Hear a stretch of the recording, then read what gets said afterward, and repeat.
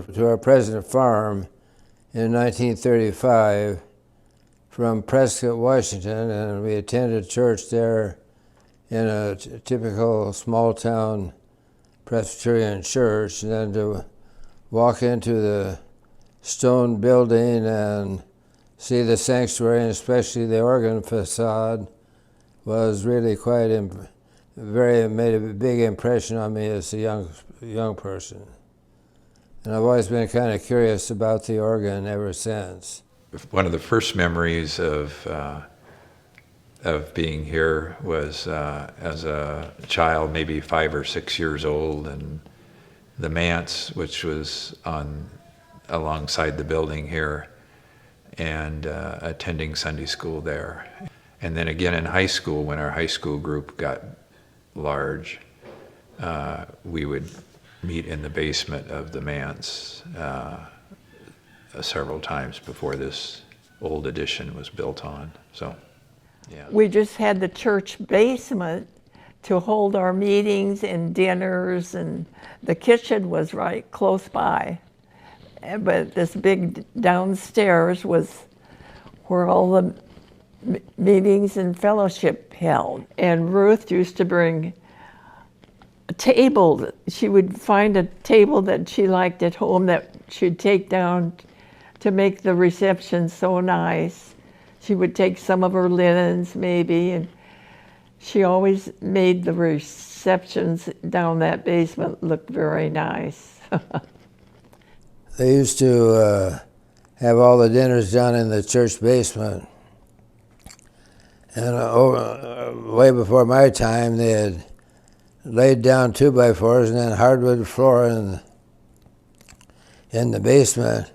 When you walk over, it was like walking over a drum. It was really noisy. And then when they remodeled, they took all that out and went down to the original concrete floor.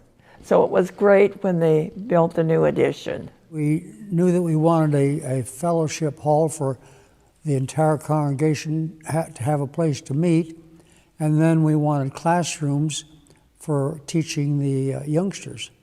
It probably took 4 or 5 years, and I don't know when it was built, probably in the 60s, 1960s. And we had a lot of good discussions. We had everything from the congregational meetings to smaller study groups to discuss what would be in that wing. One of the elders in the church owned a construction company, and they're the ones that built the addition to the church, the Christian Education Building. Well, an example of a couple that gave their time in service to the Lord and to other people in the church here would be Irv and Ada Chapman. I really, really love them so much. And they've been gone quite a while now. But Irv retired from the gravel pit here and working in the office at the gravel pit. And then in his retirement, he took on the job of being the custodian at the church. And at that time, when I first started working here, we were still feeding the boiler in the basement coal. We had the Mahan Fuel Company deliver coal into the coal chute that used to be at the back of the church, and it went straight down into the basement into a room where we just had nothing in there but coal. A lot of times, if it was something that was happening early at the church, Irv would have to get up about 4 a.m. and come down here and shovel coal into the boiler so that it could be boiling faster, not just warm. It had to be boiling to have heat. So I always think that is really being faithful to the Lord to shovel coal. Yeah.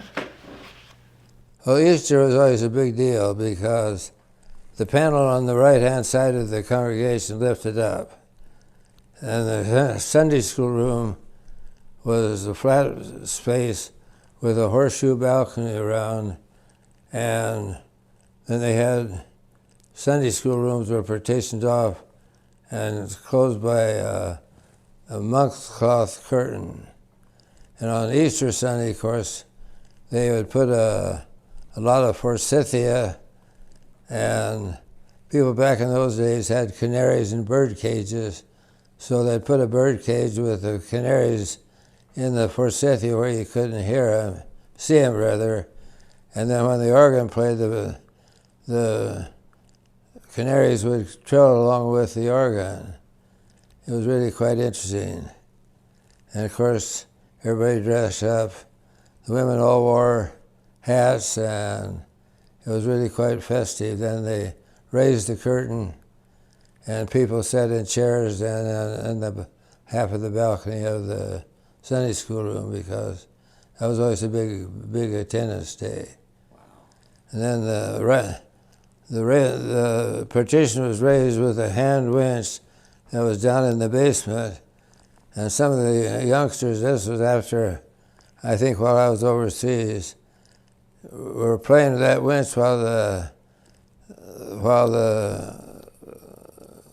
panel was up, tripped the catch on, the whole thing came down during the service.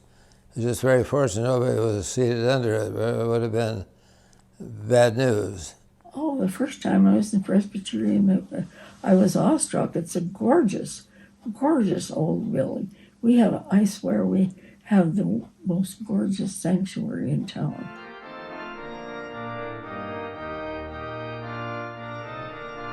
It's the fourth oldest Skinner organ in its original configuration. They got the organ installed when they built the church, but they didn't play it until it was paid for. And I think the lady that was part of the family that owned the big flour mill in Waitsburg helped with a substantial contribution that paid it off so they could play it. They used to have monk's cloth behind the pipe so you couldn't see any of the background, but it got so filled with dust it impeded the sound of the organ, so they took all that out. And it's just as it is today, except that over a period of time they have added more ranks. One of the organ companies that looked after the organ didn't like the particular sound of the organ, so they took one rank out and had it in cardboard boxes down in the rummage room. And they hired when I was chair of the Senate committee that looked after the organ, they hired a man who was sitting in business in Portland. He had a master's degree in organ music from one of the big California schools. And the first thing he did was set it all back up in its original configuration. And we also added the Zimbelstern during that period. And the way they tuned the organ was as they had a parallel slice on the top of the pipe and a key, just like a key when you open a tuna fish can. And they rolled that up and down to tune it. And then they took all the pipes and sent them to Montreal, I believe it was, to an organ company up there. And they cut all that off and added sleeves. So they just drive the sleeves up and down now to tune it. It's much more accurate and much nicer. They cleaned it. They had a cleaning process where they took all the metal pipes out, carried them down to the basement, gave them an acid bath and cleaned them up. And so there's a lot of trips up and down, carrying one or two pipes all the way down to the basement and back up. So we joined in the fall of 1958. And it was the sanctuary was very much like it is now. We would have every Sunday of the Christmas season, we would have a different class present a portion of the Christmas story. We would go into worship and present it to everyone else. And I just loved Christmas time with those plays because you never knew. And watching Bob Kripe, many of you remember him, with a lamb's head on top of his head and walking down the aisle with the 2- and 3-year-olds saying bah, bah. It was just precious. The sanctuary remodel you could tell that it was the shell was getting old and tired, and it needed to be refreshed, and it needed to function better. We needed to add equipment. If I wanted to change any of the lighting, the overheads, or create any sort of lighting atmosphere, I literally had to go back to the back panel, outside the fellowship hall, outside the sanctuary, down the hallway, clear down to the electrical panels in the back hallway, and then station somebody out at the beginning of the hallway to give me a cue to say that I could hear it, so I knew when to turn the circuit breakers off.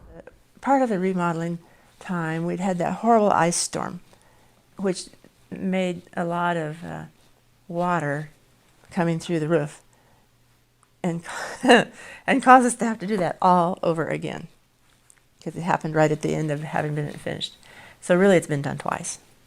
But in the meantime, while they were working on the construction, worship was held in the fellowship hall. And so we would have to go in there, find a place to sit, and Albert and everybody would be up on one of the stages and conduct the worship service. And it was done, well done. They worked all the kinks out. It was well done, and it was very nice, but it was quite a change for us. And then you got to say that we're going into the sanctuary. So that was exciting. To see the sanctuary, when we had finished redecorating it, felt like you were going into a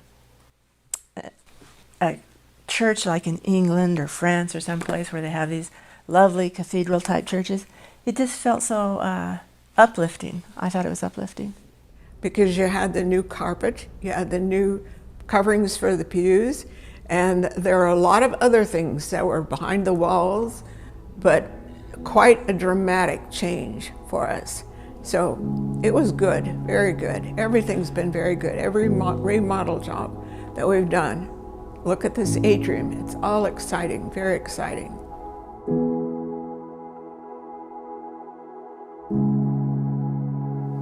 The arson fire that we had here was extremely unsettling.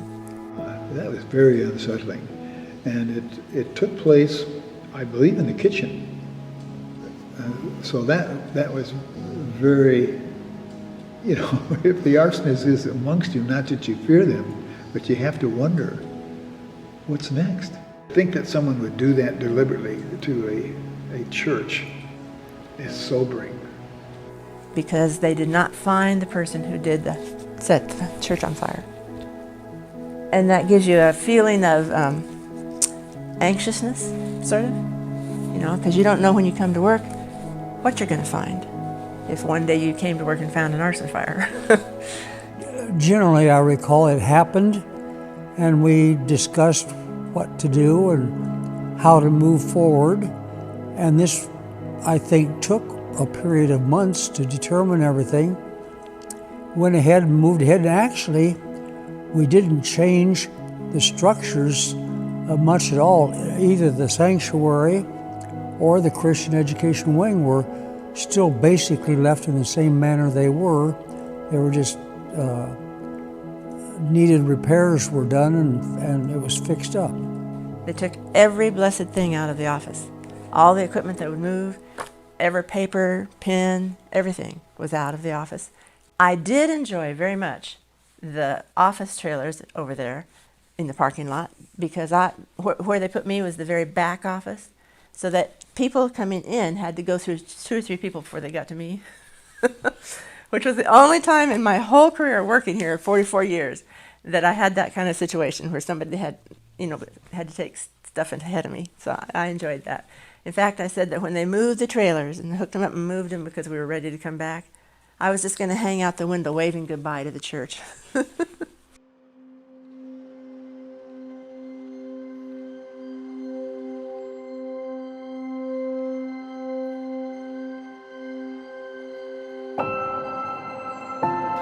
thing that is the most special about this place, this church, Walla Walla Presbyterian Church on the corner, First and Birch, I think that it's the fact that they're a church family, and the people who come here and worship here, care about one another, and they try their hardest to live a life that glorifies God and fulfills what He wants them to do. I think that's why it's been here so long, why it's been here 150 years, is because it's had active love and care poured into it all the time.